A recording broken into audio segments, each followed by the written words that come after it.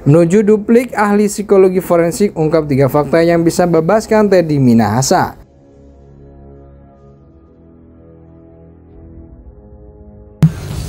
Tidak boleh menghukum pidana mati.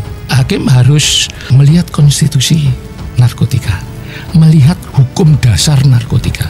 Hukum dasar narkotika itu diatur dalam Undang-Undang Nomor 8 tahun 1976 tentang pengesahan Konvensi Tunggal Narkotika 1961 beserta protokol yang merubahnya. Di sana di pasal 36 itu dinyatakan untuk pelanggaran berat hukumannya berupa hukuman badan atau hukuman kurungan atau pengekangan kebebasan. Di dalam KUHP itu adalah hukuman penjara, bukan hukuman mati. Ini berlaku di seluruh dunia bagi negara-negara yang mengadopsi konvensi. Dan Indonesia mengadopsi dengan undang-undang.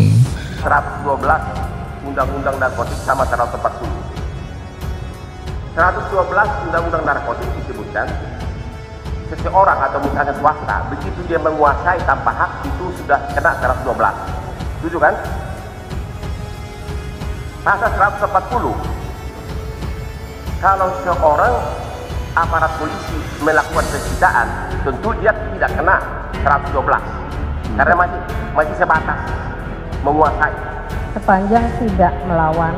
Sepanjang tidak melawan. Ada dulu pertanyaannya, ya. Silakan lanjutkan dulu. Pertanyaan saya, harus dibedakan menguasai narkoba oleh oknum swasta bisa kena 112. Menguasai narkoba oleh oknum aparat pada awal penyidikan disita itu tidak melanggar apapun. Itu dulu, di awal dulu. Tadi saya katakan menguasai secara tidak melawan hukum. Ya, makanya saya bilang kalau seorang aparat, karena ini pertanyaan saya nanti kaji berikutnya. Kalau 112, seorang swasta yang menguasai narkoba tanpa hak itu melanggar hukum, itu yang kena 112. Pasal 140 disebutkan kalau seorang aparat itu kemudian melanggar tata cara penyimpanan, tata cara pemusnahan, barulah kena 140. Setuju? Iya. Saudara Dodi lurus, sudah cukup kan mengetesnya kan? Betul. Saya yang ngomong apa saudara gantian? Jangan ngototin saya ini saksi. Kalau saudara masa ditanya tertekan, itu artinya ada orang yang menekan. Paham pertanyaan saya, Mas? Dan saya memang ada hubungan dengan Pak Teddy, biarpun beliau tidak mengakui. Kami tiap hari di kapal tidur bersama. Saya itu istri sirinya, Pak Teddy Minahasa.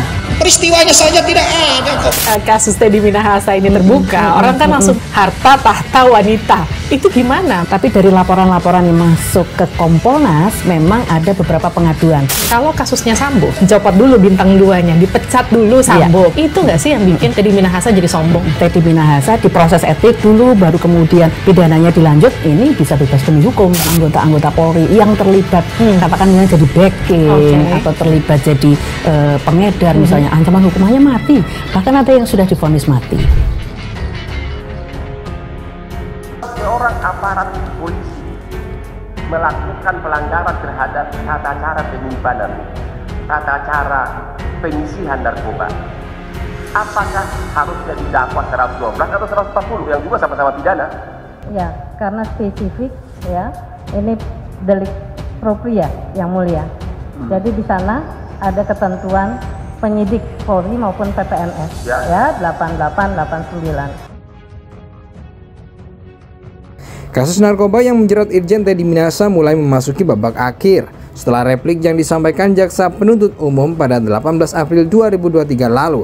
Sidang akan berlanjut ke agenda duplik pada Jumat 28 April 2023. Sebelumnya, kuasa hukum Irjen Teddy Minahasa, Antoni Jono, memberikan tanggapan atas replik JPU. Dia menilai bahwa tidak ada fakta baru dan hanya pengulangan saja. Bahkan JPU dalam repliknya dinilai tidak mampu membuktikan bahwa Teddy Minahasa terlibat dalam kasus narkoba ini. Sama-sama kita dengarkan replik dari jaksa penuntut umum, jadi kita nilai tidak ada hal-hal baru sebenarnya. Itu hanya pengulangan dari surat tuntutan. Poin yang paling penting adalah jaksa penuntut umum sampai dengan sekarang masih tidak mampu membuktikan kesamaan chat dari barang bukti yang disita oleh Polda Metro Jaya dengan barang bukti yang di Bukit Tinggi, ucapnya di Jakarta Selasa 18 April 2023.